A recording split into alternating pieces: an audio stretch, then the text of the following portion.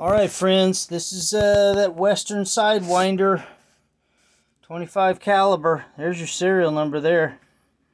I don't even know what, 1085. So this is almost number 2000 here. I'm sorry, almost number 1100. Hey, if y'all remember the review I did on this, I was getting ready to go do a hunt this weekend. Yes, successful. Sadly, not with the Sidewinder. I grabbed it off of the shelf. I try to hang it upside down and store it that way. And I noticed it was empty, like bone dry, no air. So I put air in it. Of course, y'all remember the 6 bottles, right? Yeah. So I got plenty of bottles, put some air in it, and it developed, it had a leak. I don't know when or where this developed, but I called Ben at the pellet shop, and he was like, hey, spray some soapy water around the gauge on the breech end. That's the gauge on the breech end. I was like, well, I'm already on the road going to this hunt. I'll be back, and I'll let you know. So Sunday I got back, I sprayed some water there, nothing happened. But down into here, underneath of that chamber, of course, there's a guard that goes on here, the trigger housing and all that. And there was air coming out from this area right in here. I was like, okay, well, that's interesting. So I sent him that video, and he said, nope, tear it on down, take the trigger assembly and the bottom off of it. So I sprayed it, and I had air coming out right in here. I was like, okay, that O-ring right there is bad, so I'll just take this valve. He's like, oh yeah, just put that O-ring on, you know. We have never had this problem before. Okay, very interesting. I didn't notice that. If you see what I see, I didn't notice that at first when I first started taking this apart. But throw a comment if you see what I see. Anyway, I went ahead and took this thing apart, right? Took it apart and inspected the O-ring. Nothing wrong with the O-ring at all. O-ring's fine. Do you see what I see? I see 2 things. Mention it in the comments if you see it. I'm going to put it under a looking glass here. We'll get down and dirty.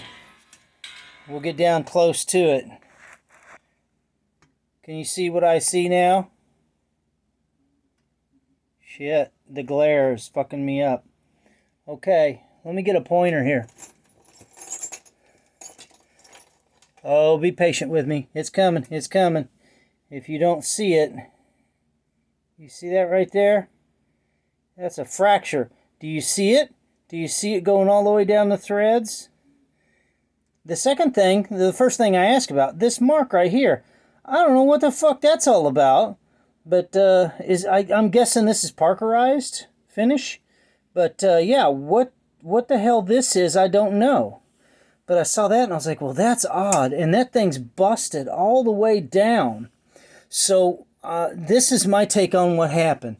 They probably got a machine that runs the threads, that runs the tap that does that threading. And I'm guessing that the machine was going too fast. Maybe the hole wasn't drilled out big enough, but it busted the housing. And I'm guessing it happened when they tapped those threads.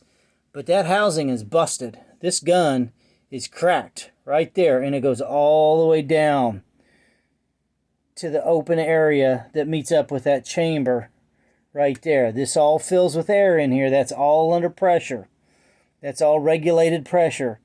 And the pressure was escaping through that crack. And do you see how the Parkerization goes down into the crack? That tells me that this thing was cracked before it was Parkerized from the factory. Let's see if we can get even a closer look at it.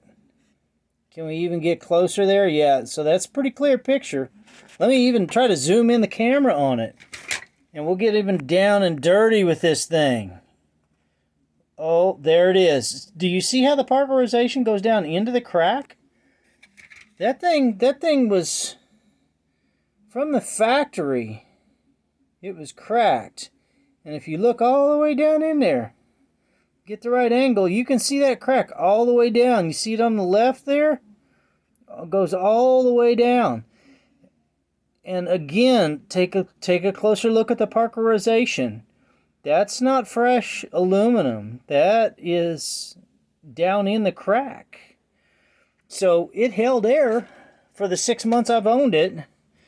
But here we are, my friends.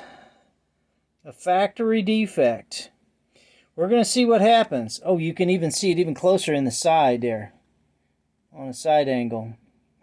Anyway, we're going to see what happens. I've got this thing disassembled. I'm going to get on a plane Thursday. And I'm flying to Mesa. Because Ben said, oh yeah, by the way, we didn't get a hold of the factory. They sent us to the rep. And of course, the rep. Do y'all remember my other video? The rep is Jared from Precision Airguns. So they say he's real easy to deal with. I told him I really didn't find it that way. He actually, you know, suggested that I go somewhere else. When I told him that the cylinders, the magazines he sent me were too big and I had slugs falling out of it. But, you know, he came around, he stood through, and he did what I needed him to do. But then when I called to try to figure out how things went when he got his new batch of magazines in, I couldn't get an answer. I couldn't get a response. So I sent an email to Western Airguns on their homepage for like customer feedback or whatever, and within 30 minutes Jared was calling me on the phone, which means he wasn't that fucking busy. I'm telling you, you got a customer's magazines there, and the customer's without a gun because he sent you his original magazine along with his personal pin gauge. I would say that, you know, get a hold of this guy. Make him a priority. But I didn't feel like I was made a priority. So I'm probably just going to go down there to Airguns of Arizona, and we're going to see what happens. I'm going to walk through the door with this thing and see what they say, and see if Jared's around. I'll give you a heads up and let you know what I find.